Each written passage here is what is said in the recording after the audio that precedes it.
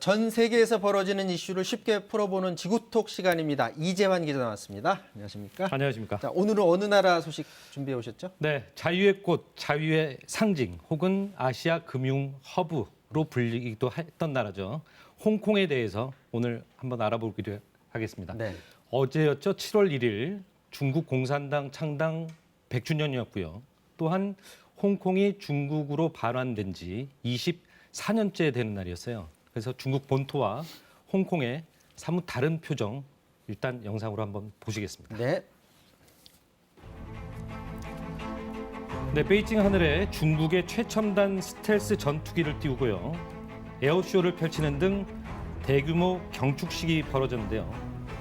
천안문 광장에 시민 7만여 명이 모였습니다. 마스크는 착용하지 않았고요.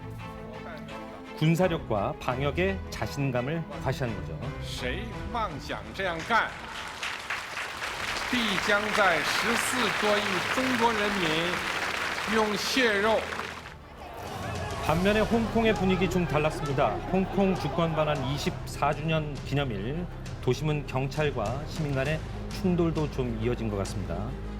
한 시민은 초심을 지키자며 영국 국기를 들었다가 체포되게 됐어요. 이어서 일자리가 지키는데요. 일국 양제, 한 나라 두 체제를 인정하라는 뜻의 손모양입니다.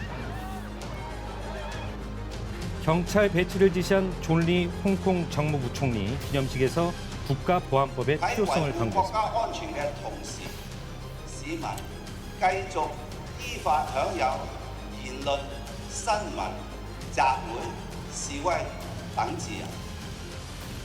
네, 이런 나라의 미래를 걱정하는 일부 시민들은 영국 등 다른 나라로의 이민을 결심하기도 한다고 합니다. 係一個話會變成一個好美好嘅地方，但係起碼我哋對佢依家呢一刻有信心嚟緊，可能佢10年、20年都維持住呢個水平，我哋都覺得係可以接受。咁但係香港我只會睇到係每個月下一年比一年差，或者甚至一個月比一個月差。 중국은 축제 분위기, 홍콩은 삼엄한 분위기. 그렇습니다. 홍콩은 아무래도 그 국가보안법 이것 때문이겠네요. 그렇습니다.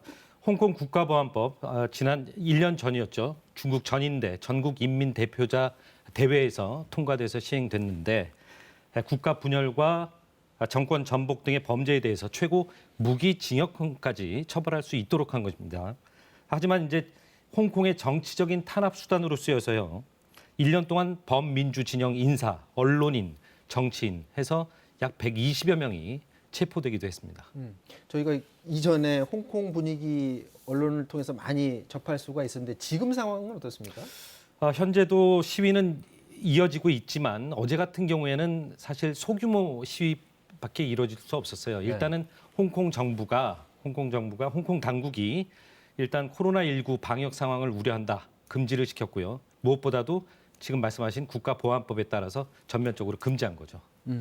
자, 국가보안법이 나오게 된 이유, 뭐 당시에 언론을 통해서 많이 접했지만 다시 한번 좀 짚어주시죠. 네, 앞서 영상에서 보셨듯이 일국 양제, 한 나라 두 체제 이거를 지키지 않았다. 당시에 이제 홍콩 반환될 때 약속했던 건데 지키지 않았다 해서 계속해서 시위가 일어났죠. 네. 그렇다 보니까 중국 정부로서는 이 시위를 원천적으로 막겠다 하면서 국가보안법이 시행된 거죠. 일단 영상을 한번 보시죠. 네, 영국과 중국 간의 홍콩 반환 협상 당시 중국 지도자 덩 샤오핑이 50년 동안 홍콩에 고도의 자치권을 부여하겠다고 합의했습니다. 자본주의와 사회주의의 동거가 시작된 것이지만 시민들은 일국 양제가 지켜지지 않고 있다면서 시위를 벌였죠. 2012년 여러분 잘 아시다시피 당시 14살 조슈아 웡이 주도한 학생 시위, 2014년에 우산혁명으로 불렸죠. 행정장관 직선제 요구 시위, 또 2019년 범죄인 인도 송환법 반대 시위 등등 계속 잇따랐어요. 조슈아 웡 모습이 나오는데요. 보안법 제정 배경에는 이런 잇따르는 반중 시위와 반중 인사들의 움직임을 근원적으로 차단하고자 하는 데 있습니다. 이 모습은 지난달 반중 매체 빈과일보라는 반중 매체가 폐관될 때 마지막 발행된 신문을 받기 위해서 시민들이 줄 서서 있는 모습입니다. 네. 이어서 온라인 매체 입장신문도 최근에 중국으로부터 문자옥이 왔다라 그러면서 이제 반중 칼럼을 자진적으로 삭제하기도 했어요. 문자옥은 설명드리자면 과거 명나라 때 황제나 체제 비판적인 글을 올리면 그 글쓴이를 처벌할 수 있는 거였죠. 그래서 문자옥이 된 거죠. 예. 지금 홍콩 그 인권을 걱정하는 목소리 지금도 여전한 상황인 거죠. 그렇습니다. 빈과일보 폐간되자마자 이제 유럽 연합 등 이제 서방 국가에서 굉장히 비난하는 목소리를 높였어요. 네. 이에 대해서 이제 중국 정부는 내정 간섭이다, 간섭하지 마라라고 했고 오히려 홍콩은 이제 보안법 이후에 질서와 안정을 되찾고 있다 이렇게 자평했어요. 하지만 국제 앰네스티는 보안법으로 홍콩의 자유가 훼손됐다, 또 인권 보호가 심각하게 결여됐다라는 보고서를 작성하기도 했습니다. 자, 어제 시진핑 주석이 중국 내 단결 등을 통해서 중국 부흥을 약속했다고 하는데 외세 압박도 용납하지 않을 것이다라는 고 강조를 했다라고 하는데 미국을 의식한 거겠죠? 그렇습니다. 굉장히 강한 발언이었죠. 강철 장성의 머리가 깨지고 피를 흘릴 것이다. 까지 표현을 한 거예요. 굉장히 강하게 경고했습니다. 미국 등 이제 서방 세계를 향해서 경고한 건데 이어서 중국몽, 이른바 중국몽, 중국의 꿈, 중국 정부 수립 100주년이 되는 2049년에 G2를 넘어서 초강대국이 되겠다라는 중국몽을 주창하기도 했어요. 그러니까 국내적으로는 1인 권력을 강화시키고 대외적으로는 중국의 영향력을 적극적으로 확대하겠다는 그런 의지를 표현한 거죠. 홍콩 직할 통치도 그렇지만 타이완과의 어떤 통합 이것까지도 얘기를 했어요? 그렇습니다. 굉장히 통일이라는 단어를 쓰면서 강조했죠. 이 이유는 아무래도 타이완이 굉장히 지금 경제적으로 중요한 위치에 있습니다. 타이완에는 TSMC라는 비메모리 반도체 세계적인 위탁 생산업체가 위치해 있죠. 그렇죠. 그러다 보니까 지금 미중 간의 반도체 패권 전쟁이 이뤄지는 상황에서 TSMC라는 그 회사가 있는 대만에 중국의 통치력 행사를 강화하는 게 굉장히 중요하겠죠.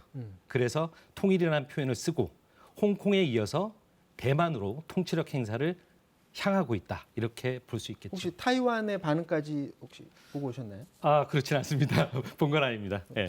지금 외신을 통해서 들은 얘기죠. 자, 영국으로 떠나는 홍콩 시민들의 행렬이 지금 계속 이어지고 있다라는 소식이에요. 그렇습니다. 아까 영상에서 보셨듯이 홍콩 국제공항의 모습을 보셨는데 굉장히 북적이는 모습입니다. 특히 영국으로 향하는 홍콩 시민이 는 것 같아요. 이유가 비에노라고 해서요.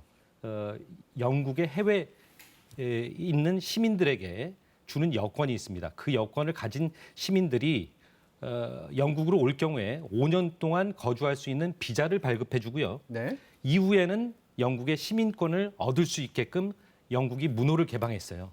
그렇다 보니까 지금 나라가 불안하고 중국의 영향력도 강화되고 하니까 미래를 생각해서 가족들과 함께 영국으로 떠나는 시민들이 늘고 있는 겁니다. 자, 영국 시민도 떠나고 그 세계적 기업들이 지금 홍콩에 많이 들어가 있지 않습니까? 이 그렇습니다. 기업들 상황은 어떻습니까? 다국적 기업들이죠. 다국적 기업들이 많이 있는데 중국 정부의 압박 그리고 국제 정세, 홍콩의 정세가 갈수록 불안해지니까 네. 역시 기업들도 떠나고 있는 겁니다. 2019년 이후에 홍콩에서 철수한 기업이 이미 수십 개에 달하고 있다고 해요. 그래서 도심의 빌딩들이 굉장히 비어가고 있고요. 그 빈 자리의 80% 정도가 이미 다국적 기업들이 빠져나간 자리다라고 할 정도입니다.